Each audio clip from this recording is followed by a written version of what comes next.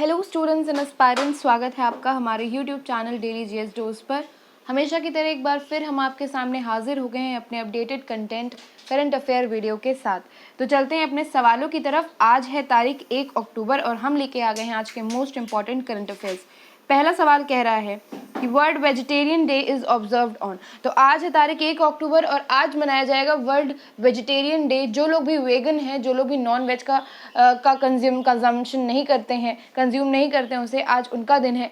बात करें, कल थी तारीख 30 सितंबर और कल मनाया गया था वर्ल्ड ट्रांसलेशन डे। इसी के साथ साथ एक और दिन मनाया गया था, वर्ल्ड मैरीटाइम डे मनाया गया था कल। तो ये दोनों दिन का बहुत महात्म्य है अपने आप में। आज मनाया जाएगा वर्ल्ड वेजिटेरियन डे। अगले सवाल पे चलते हैं। Which toll free number for the newly launched as Elder Line. तो एल्डर लाइन करके एक टोल फ्री नंबर लॉन्च हुआ है।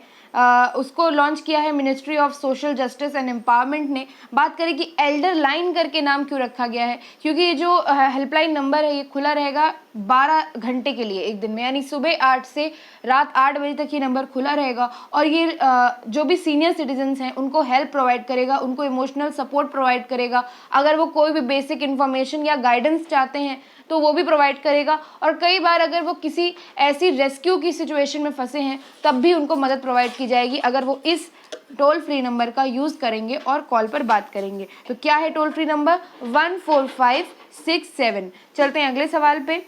Recently who has released the report of hospital based cancer registries providing data on cancer cases in India. तो किसने release की है ये कैंसर केसेस के ऊपर जो रिपोर्ट? तो ये रिलीज़ करी गई है Indian council of medical research के द्वारा, ICMR। तो चलते हैं अगले सवाल पे। What was the original duration of the foreign trade policy which is being currently implemented. तो ओरिजिनल ड्यूरेशन क्या था फॉरेन पॉलिसी का? अभी उसको 6 महीने का एक्सटेंशन मिल गया है। तो ये जो ओरिजिनल एक्सटेंशन था वो था 2015 से 2020, या फिर एक साल बढ़ाई गई थी और अब उसको फिर से 6 महीने का एक्सटेंशन मिल गया है, जो कि हो गया है मार्च 2022 तक। आगे चलते हैं अगले सवाल पे। What is the name of the tourism app recently launched by Delhi government. Delhi सरकार ने भी एक टूरिज्म ऐप लॉन्च किया है अपने दिल्ली में जो पर्यटक हैं उनके सुविधा के लिए, उनको घुमाने के लिए, दिल्ली दिखाने के लिए। तो उसी तरह से नाम भी इस ऐप का देखो मेरी दिल्ली। चलते हैं अगले सवाल पे। Who is the winner of the 2021 Ryder cup. किसको मिला है ये? तो ये जीता है कौन से देश ने? US ने जीता है, अमेरिका ने जीता है। अगले सवाल पे चलते हैं। Which of the following states forest department has inaugurated the state's first palmetum. Palmetum की बात करें तो पैल्मेटम होता है पाम ट्रीज। ये जो पाम ट्रीज आपको साउथ में केरला, चेन्नई और उधर हैदराबाद की तरफ दिखते हैं, ये पाम ट्रीज जो हैं इनको ठंडी जगह पे उगाना बहुत ही कठिन होता है। तो इन पाम ट्रीज को बोटानिकल या ऑर्नामेंटल पर्पस सजाने के लिए या कुछ मेडिसिनल पर्पस के लिए उगाया जाता है। पहले ऐसा कौन सा स्टेट का फर्स्ट पैल्मेटम जो है अभी इनॉग्रेट किया गया है? तो कहाँ का किया गया है? उत्तराखंड का किया गया है। यानी कि अब वहाँ पे भी किसी न किसी पर्पस के लिए, चाहे बोटानिकल, चाहे ऑर्नामेंटल पर्पस, चाहे डेकोरेटिव पर्पस के लिए पैल्मेटम यानी पाम ट्रीज को उगाया जाएगा, उसकी खेती की जाएगी। अगले सवाल पे चलते हैं। Quarterly employment survey provides the employment and related variables of how many sectors of the country. कितने सेक्टर्स की बात होती है इसमें? 9 सेक्टर्स की, 9 सेक्टर्स। अगले सवाल पे चलते हैं।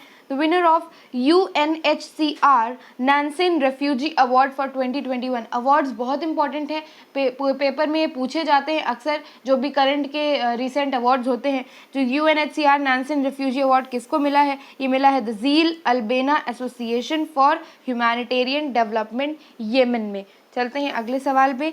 निर्भया एक पहल, ये प्रोग्राम अंडर मिशन शक्ति फेज़ 3 में लॉन्च किया गया है। तो उत्तर प्रदेश के कौन से शहर में ये प्रोग्राम लॉन्च किया गया है, निर्भया एक पहल? बात करें कि ये निर्भया एक पहल है क्या, तो ये जो महिलाएं हैं उनको उद्यमी बनाने के लिए एक पहल, एक स्टेप लिया गया है। उनको, उनके अंदर जो बिजनेस स्किल्स हैं, जो एंटरप्रेन्योर स्किल्स हैं, उनको इंकरेज करने के लिए और उनको सेल्फ सफिशिएंट और एम्पावर्ड बनाने के लिए स्टेप लिया गया है निर्भया एक पहल। तो ये लॉन्च हुआ है लखनऊ में, जो कि राजधानी भी है उत्तर प्रदेश की। अगले सवाल पे चलते हैं।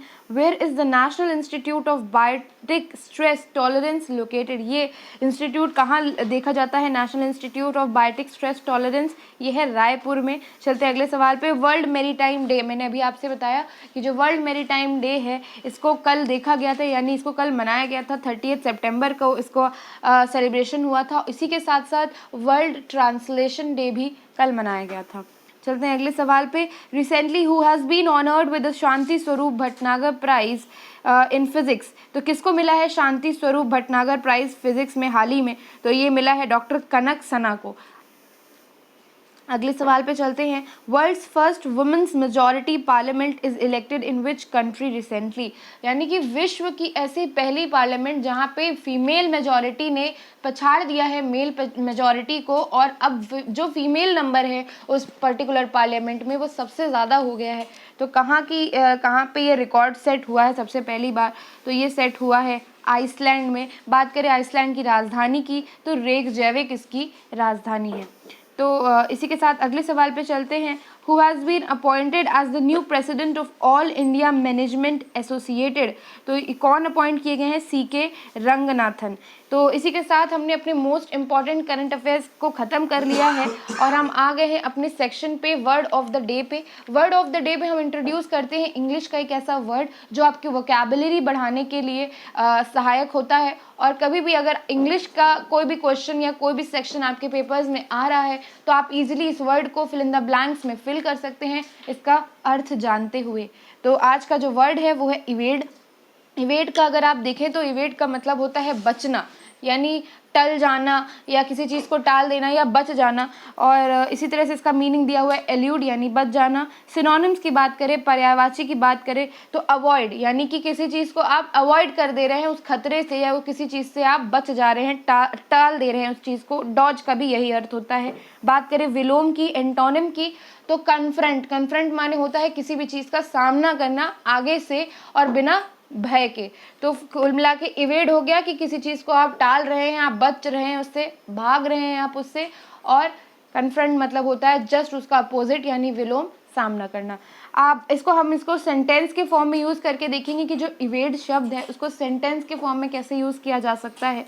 तो बात करते हैं एग्जाम्पल की। Friends help him to evade capture, यानी उसको पकड़ा जाना था, कोई उसको पकड़ने के लिए, उसको कैप्चर करने के लिए आ रहा था, लेकिन उसके फ्रेंड्स ने उसकी मदद की और उसको इवेड कर दिया, वहाँ से भगा दिया और वो उस खतरे से टल गया, यानी कि बच गया।